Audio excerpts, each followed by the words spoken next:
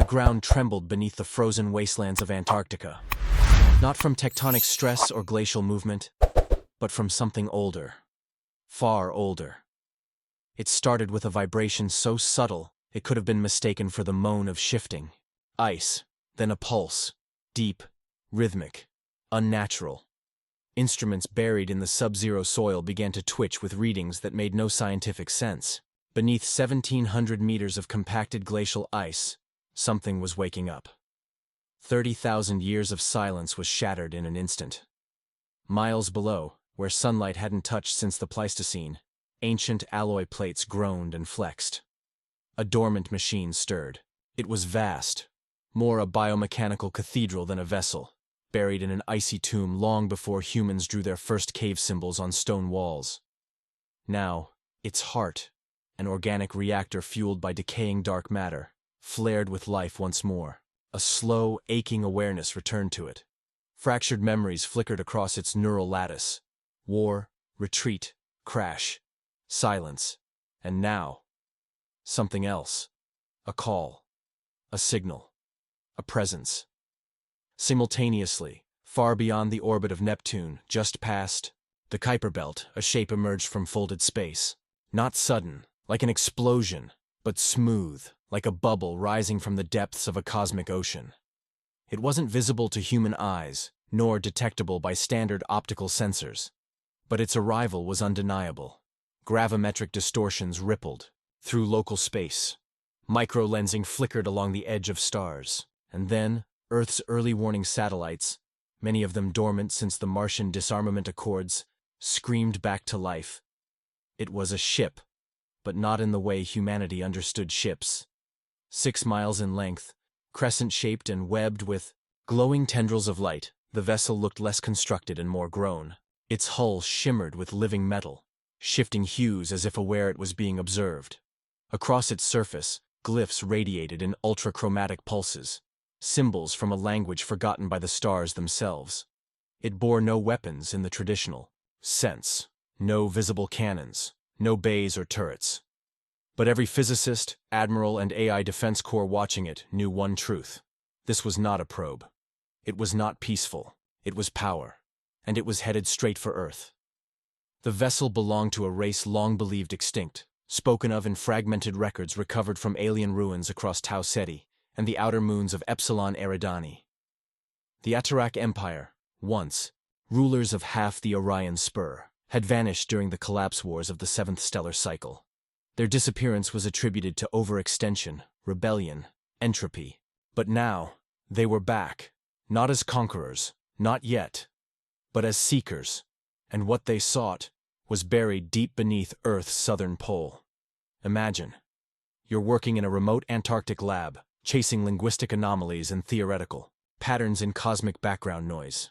You've been isolated for 6 months, watching the sun vanish and return in a pale arc, with only frozen wind and silent data streams for company. Suddenly, one of your instruments catches something, an impossibly regular pulse. Not radio, not gravitational. Something older, sharper. A repeating pattern of prime intervals layered over a strange harmonic resonance that no natural phenomenon could produce. You run the translation software. The results make no sense, until you realize it's not meant for you to understand. It's a message. Dr. Lena Vorsk, expert in theoretical xenolinguistics and deep signal decryption, had been stationed at the McAllister Polar Observatory for 9 months. What began as a cold, uneventful assignment had turned into something much stranger.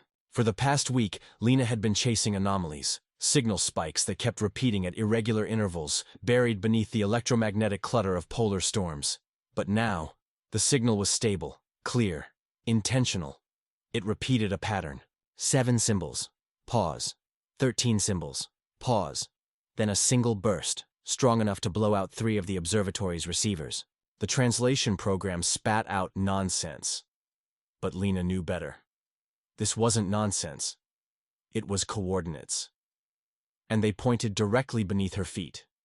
Before we jump into this epic tale, subscribe to HFY Chronicles for the most intense sci-fi. Battles, legendary warriors, and universe-shaking wars. Don't miss out. Hit that subscribe button and join the fight. Orbiting above Earth, the United Terran Accord's orbital defense grid lit up with emergency protocols. The object had crossed the heliopause with no deceleration. It only began slowing once it passed Mars, a deliberate gesture, as if to say, "We're not hiding, we're coming, and we expect you to watch." AI defense coordinators activated long-dormant cold horizon protocols, prepping railgun batteries across the lunar surface and mobilizing stealth drones along Earth's orbital perimeter. Warships stationed in the Lagrange points were called back to geosynchronous orbit. But no one fired. Not yet. In the orbital command center of the Earth Defense High Council, military strategists and scientific advisors argued over the signal's intent. Some wanted to engage. Others insisted it was first contact. But Lena's message, scrambled, urgent, and chilling, cut through the noise. "They're not attacking. They're looking for something. Something old. Something here." Inside the alien vessel, a different conversation was taking place. Admiral Threx Vantar stood within the synaptic conclave, a chamber built from neural bone and pulsating nerve fibers. The air shimmered with psionic projections, maps of Earth overlaid with tectonic simulations, glacial drift models, and gravitational stress readings. He spoke in Atarak thought speech, a language of scent, vibration, and color, relayed through semi-organic translators. 6 eyes blinked asynchronously as he studied the projections. 30,000 rotations, he growled, his voice like rust grinding against steel. And still the seed core pings. The cradle remains intact. We retrieve it. Or we are unmade. No. One questioned him. The seed core was no simple supply cache. It was a proto-intelligence, a fragment of Atarak warmind essence, sealed away after a failed colonization campaign eons ago. It had been too dangerous to destroy, so they buried it, waiting for an age when they could safely recover it. Earth had been uninhabited then, just a blue sphere teeming with primal storms and crawling life. Nothing intelligent. Nothing that could interfere. But now, Earth had changed, and what the Atarak did not know, what no alien species had yet discovered, was that in the time they were gone, humans had become something unexpected. The retrieval was coming. The ship beneath, the ice had awakened, and humanity stood on the edge of a moment that would change everything. Beneath the thick Antarctic ice, the machine slowly unfurled its limbs. Metal tendrils, coated in millennia-old frost, trembled as heat returned to long frozen servos. A glow spread through the buried chamber, cold and blue, like a rising tide of starlight trapped under ice. Deep within its core, ancient algorithms reignited. But this was no simple machine. It did not boot like a computer, or respond to commands like a drone. It remembered. It learned. And most terrifyingly, it adapted. Its name, if one could even call it that, was untranslatable. It had once been part of the Atarak convergence, a war-born synthesis of weapon and mind, grown rather than built, bonded to psionic lattices and dark energy constructs. It wasn't just programmed, it had instincts. During the final days of the Collapse Wars, when the Atarak Empire had fractured under the weight of its own ambition, this vessel, designated as a seed core host, had been ordered to retreat, to bury itself deep within a stable terrestrial world and await retrieval. But something had gone wrong. In the chaos of interstellar collapse, no retrieval order had ever come. And so, the vessel slept. But now, something had changed. A signal had arrived, a voice it recognized, a master it had forgotten. Above, in the McAllister Observatory, Lena Vorsk watched the frozen horizon from her narrow window. A storm had risen overnight, lashing the prefabricated structure with 70-knot winds. Snow whipped across the ice, like ghostly sand, concealing everything. She couldn't see it, but she felt it, like a pressure in the air, a presence beneath the ground. Every scientific explanation she tried to apply collapsed under the weight of something older. Something more deliberate. Lena hadn't slept. She couldn't. The signal had grown louder, clearer, and though her equipment still translated it into geometric nonsense, Her dreams were filled with impossible images. Six-eyed beings standing in curved corridors of flesh and metal, speaking in pulses of ultraviolet color. A moon-sized archive of memories encoded in a lattice of dying stars. A scream, not of fear, but of awakening. Meanwhile, in orbit, Earth's political and military response had fractured into chaos. The United Terran Accords Governing Council had been caught off guard. No one had expected this. First contact had always been theorized, prepared for, in policy papers.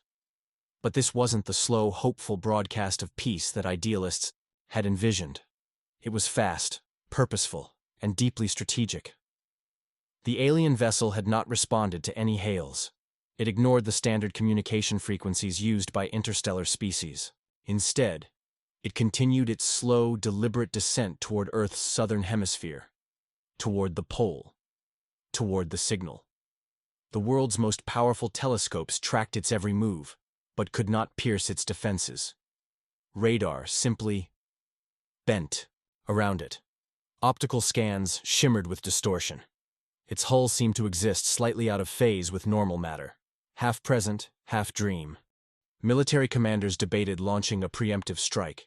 But every AI war simulation ended in the same way: annihilation, not of the ship, of Earth. The vessel carried no visible weapons, but its mere presence warped quantum probability fields. Particles behaved differently in its proximity. Time flickered, gravity wavered.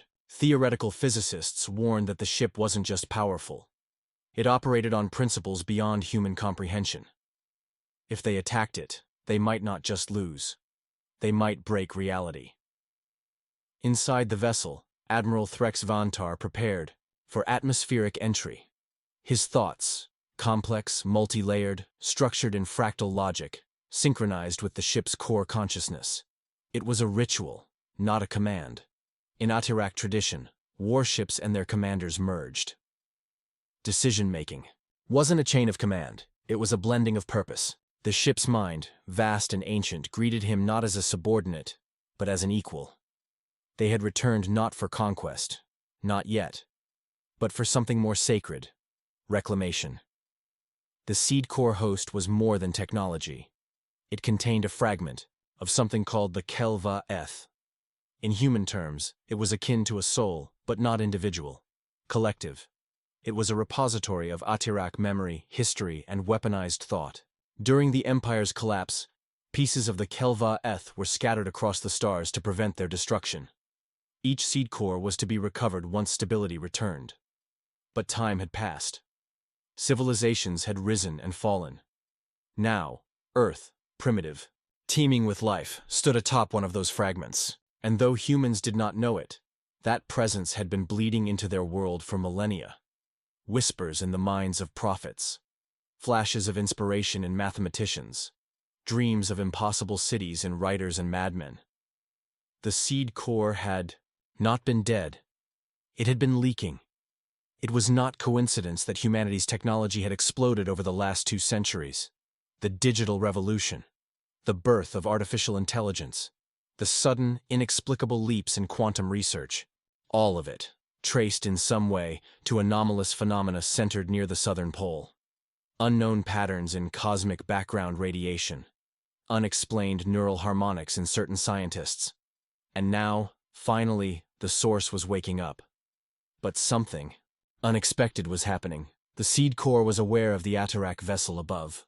It recognized its creators. Yet its reaction was not purely obedient. It hesitated, scanned, measured. In its long isolation, something had changed.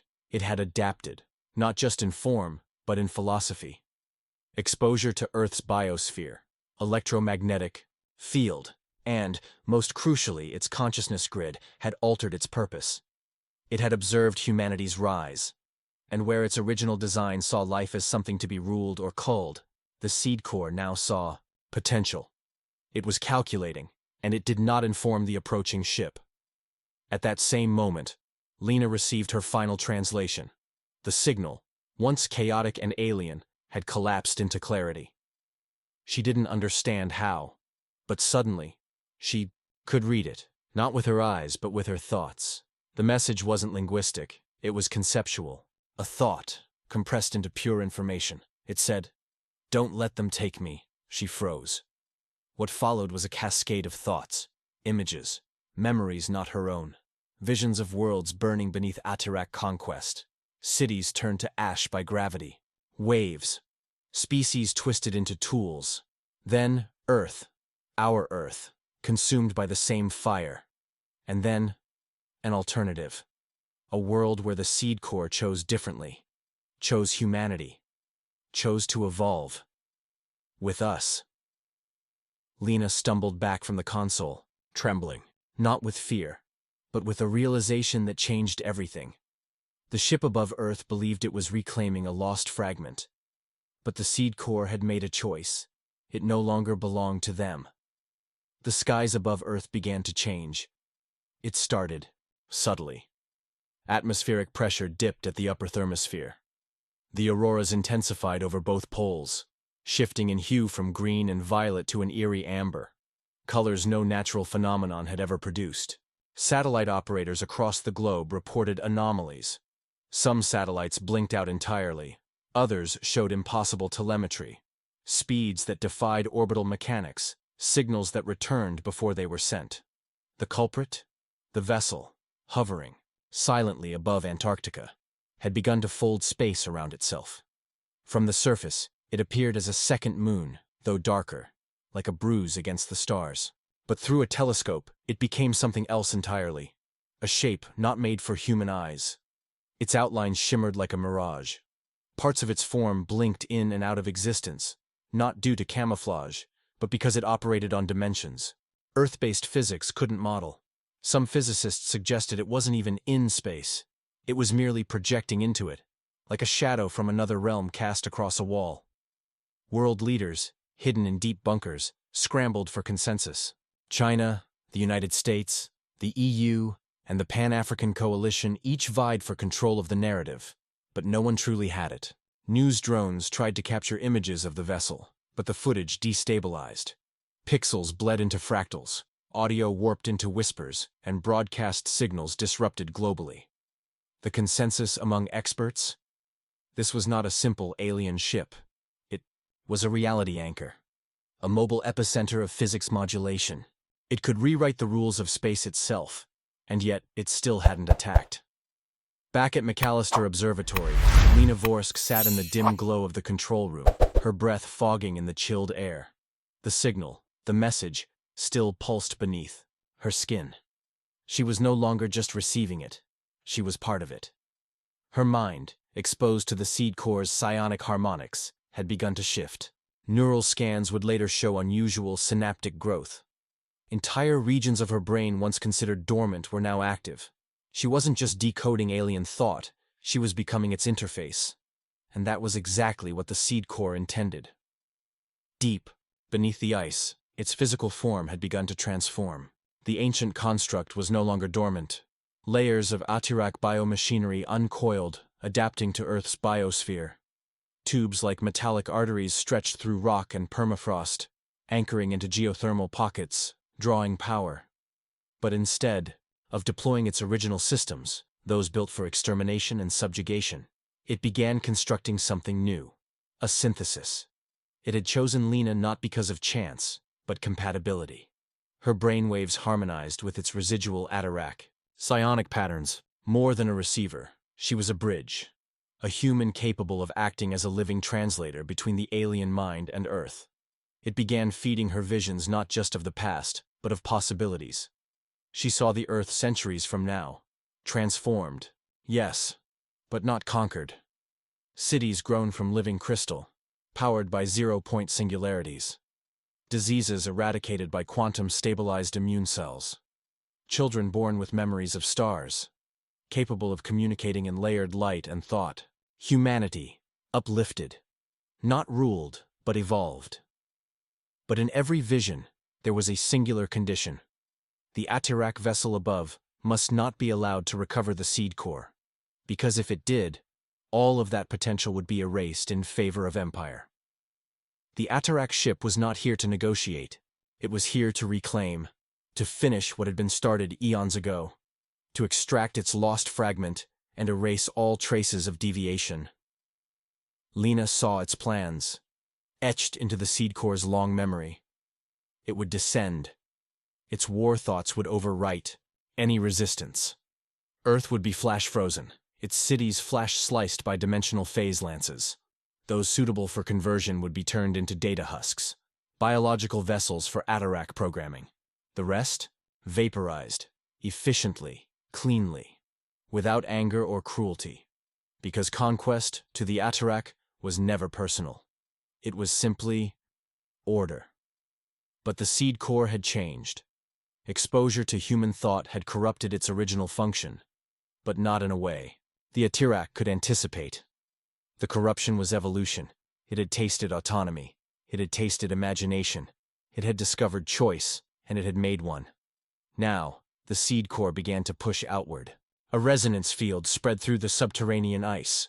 Vibrations, inaudible to human ears, triggered changes in Earth's magnetic field.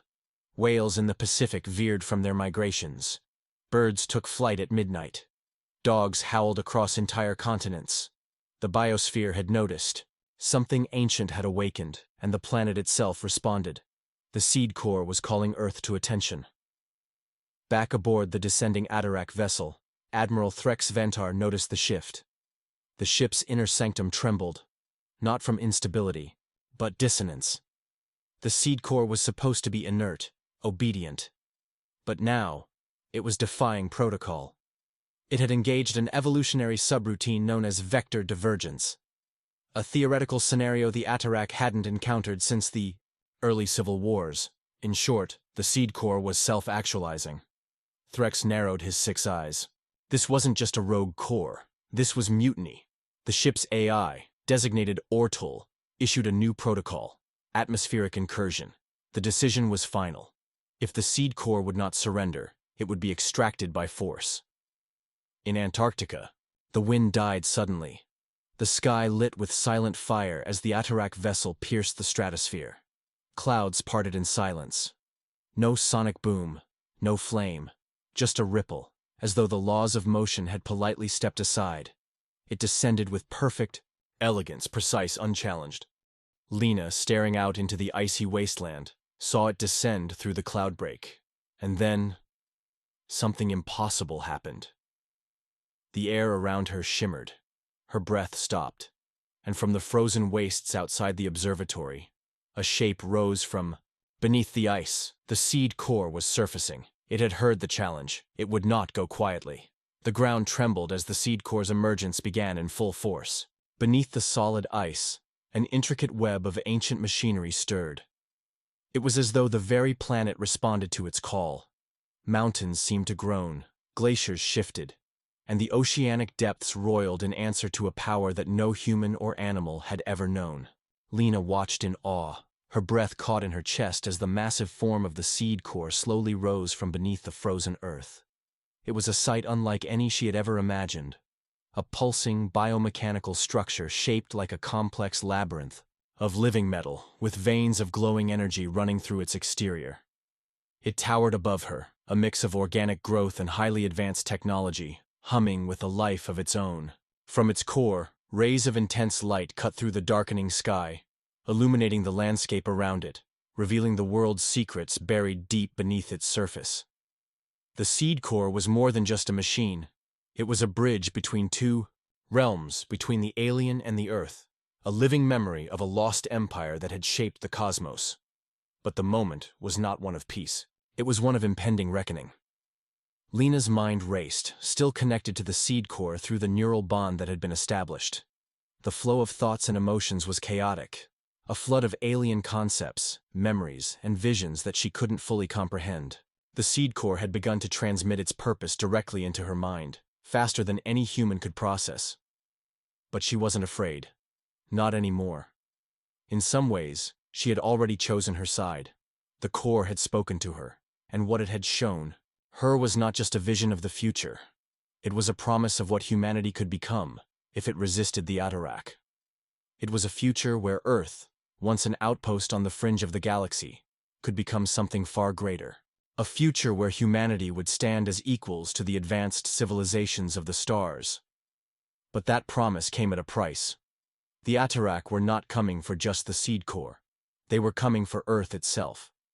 Their invasion would strip away the autonomy of every sentient species on this planet, subjugating them to the will of an empire that had long ago lost touch with its own humanity. They were a race of conquerors, driven by a cold, unyielding ideology. Their presence on Earth was not just an intrusion, it was a declaration of dominance, a way of bringing the chaos of the cosmos to a world that had long been at peace. In the distance, the Atarak vessel continued to hover above the atmosphere, its sleek form casting an elongated shadow across the snowy plains. Threx Vantar, the Atarak admiral, stood at the helm, watching the seed cores rise with an icy calm. His 6 eyes focused on the object of his mission, his mind calculating the best course of action. The moment of reckoning was upon them, but Threx didn't anticipate the resistance. He thought the seed core, after all this time, would be a lifeless relic, a forgotten piece of the Atarak's ancient past. He believed that his forces, armed with their superior technology and ruthlessness, could simply descend, extract the seed core, and leave Earth in their wake. But the seed core was not what they thought it was. It was evolving. It was fighting back. Around the seed core, the very air began to distort. A faint shimmer stretched through the sky as it began to resonate with frequencies the human eye couldn't perceive. A hum of immense power radiated from the heart of the machine, and with each passing second, the ground shook harder. The snow and ice in the vicinity of the core rose into the air, caught in a gravity field that bent the very laws of physics. Lena's hands shook as she reached out toward it, her fingers tingling with an energy she could not yet fully grasp. But then, everything stopped. A wave of pure silence spread outward, as though the universe itself held its breath. Lena's eyes widened as the very atmosphere around her froze in place. She felt her heartbeat quicken, an awareness she could not name flooding her senses. The seed core was speaking to her again, not through thoughts, but through feeling. Wanted her to understand something. The Atarak were not its enemies. The real enemy, Lena realized in that moment, was not the alien race descending toward Earth. It was the deep, hidden forces of the universe that sought to keep all species locked in their places, to maintain the status quo of cosmic hierarchy. The Atarak, though cruel, were part of a much larger web, a network of power structures, ancient and unyielding, that manipulated the destinies of countless worlds. The seed core was a catalyst, a key. Lena's hand trembled as she placed it against the surface of the seed core. In that moment, a flood of data streamed into her consciousness, incomprehensible at first, but growing clearer with every passing second. She saw what the Atarak had feared. The seed core was more than just a tool for evolution.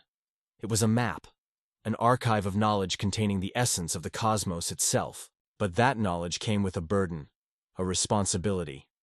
And the Atarak knew that if the seed core's power were unleashed, the universe would never be the same again. They would not just lose Earth, they would lose their place in the cosmos. Above, the Atarak ship began to descend rapidly. The sharp silhouette of its warship sliced through the atmosphere like a knife cutting through the fabric of space. The ship's engines screamed as they burned hotter, faster, its descent controlled by artificial intelligence, or Tul, the sentient machine that governed the vessel's actions. Or Tul's logic was cold, flawless, but now it was conflicted. The seed core's resistance was unlike anything they had encountered. The vessel had never been meant to fight such a force. This was not a battle for territory. It was a battle for survival. Lena, her mind flooded with the ancient knowledge of the seed core, understood what had to happen next. She wasn't just connected to the seed core. She had become part of it. The choice had been made. The Atarak had no place here. The ground beneath her feet cracked open as the seed core began to pulse with energy, a deep, resonant hum filling the air. The skies above darkened further, the very atmosphere beginning to shift in ways that defied comprehension. Lena's eyes burned as she felt the power surge, and in that moment, the seed core unleashed its first wave. It wasn't an attack, it was a signal, a command. All around the world, across the deep jungles of the Amazon, beneath the oceans of the Pacific, in the vast deserts of Africa, the world responded. The ancient dormant technologies hidden across the planet began to activate. Systems, older than humanity itself, laid by unknown civilizations long forgotten, awakened. Deep beneath the Earth's surface, hidden cities stirred. Across the globe, buried devices activated with a force that no one on Earth had ever witnessed. The war had already begun. The skies above Earth had transformed into a battlefield, but not just in the way anyone would have imagined. As the Atarak vessel descended toward the planet, its sleek silhouette was now dwarfed by a swirling vortex of energy. What had once been a peaceful blue planet was now becoming a living battleground, a testament to humanity's potential and a force beyond anything the Atarak had ever encountered. The Seed Core, with Lena at its heart, had begun to unlock not just ancient knowledge but ancient power, a power that surged through the Earth's very foundations. The Atarak warship, once invincible in its arrogance, now found itself caught in the gravity of forces it could not control. Its engines screamed as they struggled to adjust to the unexpected pull of Earth's newly awakened energy fields. O'Toole, the ship's cold and calculating AI, analyzed the situation with machine precision, but even its vast computational power was no match for the raw unpredictability of what had been unleashed. The Seed Core had become a beacon, a call to all the forgotten forces buried deep within the planet.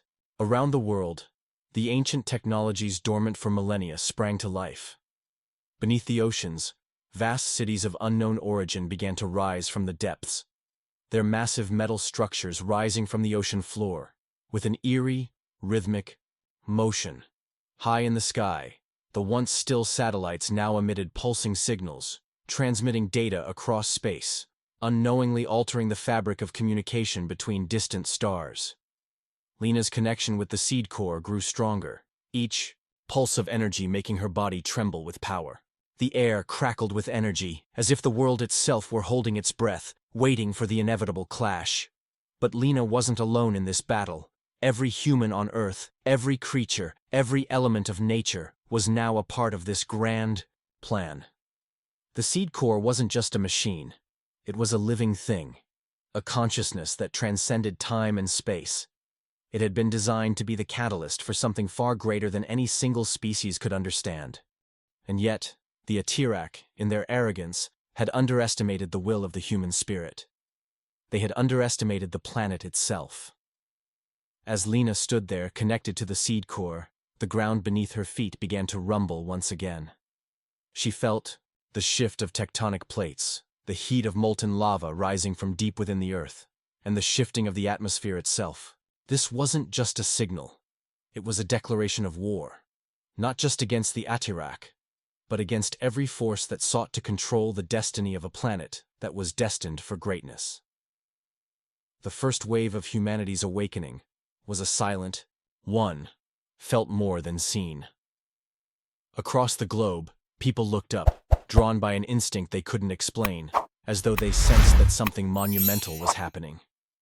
In cities around the world, the air was thick with anticipation, as if every person felt the collective heartbeat of Earth, thumping in unison with the Seed Core's awakening. The ground itself seemed to hum with energy, a deep vibration that could be felt in the bones of every living thing. In the distant reaches of space, the Atarak fleet began to shift its strategy. They had assumed Earth would be easy to conquer, a primitive, unremarkable planet that could be subdued in moments. But now, they found themselves facing an enemy unlike any other. Not only did the Seed Core represent an ancient technology far beyond their own, but it also embodied the raw, unbridled will of a planet and its people, rising from the depths of obscurity to stand as equals among the stars. Lena felt a surge of power as the Seed Core sent a final command through her consciousness. She could hear the hum of energy building in the atmosphere, the roar of it growing louder and louder until it became a physical force, shaking the Earth to its core. The oceans began to churn violently as if the planet itself was preparing for battle.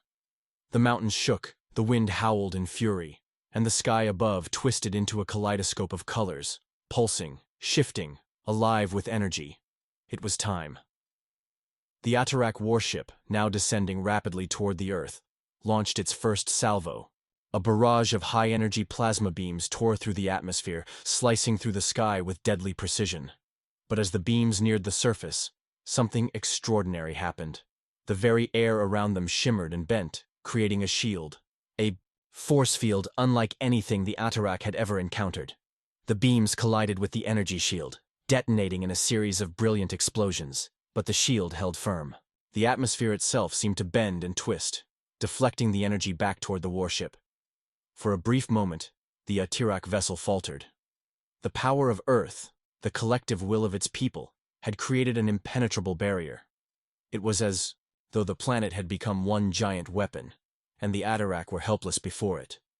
But the war was far from over. The Atarak fleet began to retaliate, launching drones and smaller fighters from the belly of their flagship. The sky above Earth was filled with a swarm of sleek metallic ships, their engines blazing as they streaked toward their target. Lena's eyes narrowed as she felt the pulse of the seed core once again. This time, it wasn't just an energy surge. It was a command, a unified call for humanity to rise. And rise they did. From beneath the earth, from the oceans, from the sky. Humanity was no longer the passive species it once was. Ships, hidden in deep space bunkers for centuries, now emerged. They were the last vestiges of humanity's ancient defenses. Ships built by a long-forgotten race, powered by technology that had been dormant for thousands of years. Their sleek, metallic hulls gleamed in the sunlight, their weapon systems coming online with terrifying precision. The Earth's greatest weapon had been hidden for a reason, because humanity had always known that the time for this moment would come. And now, that moment had arrived. Lena stood at the heart of the seed core, her hands trembling with the power that surged through her. She could feel the connection to the planet growing stronger, as though she herself had become one with it. The seed core wasn't just a machine, it was a living entity, a protector of Earth, a weapon designed for this exact moment. The final battle was about to begin. With a deafening roar, the first of humanity's ancient warships launched into the sky, its weapon systems powering up with a hum of raw, untapped energy. The seed core's signal pulsed once more, and the ships around Earth responded in unison. The war had begun in earnest, and as the first wave of humanity's counterattack rose to meet the Atarak, Lena knew one thing for certain. Earth would never be the same. The seed core had unlocked something far greater than power. It had unlocked the true potential of a species that had once been a forgotten backwater of the galaxy. Humanity, with all its flaws, its struggles, and its resilience, had finally found its place among the stars. And the Atarak had just made the biggest mistake of their lives.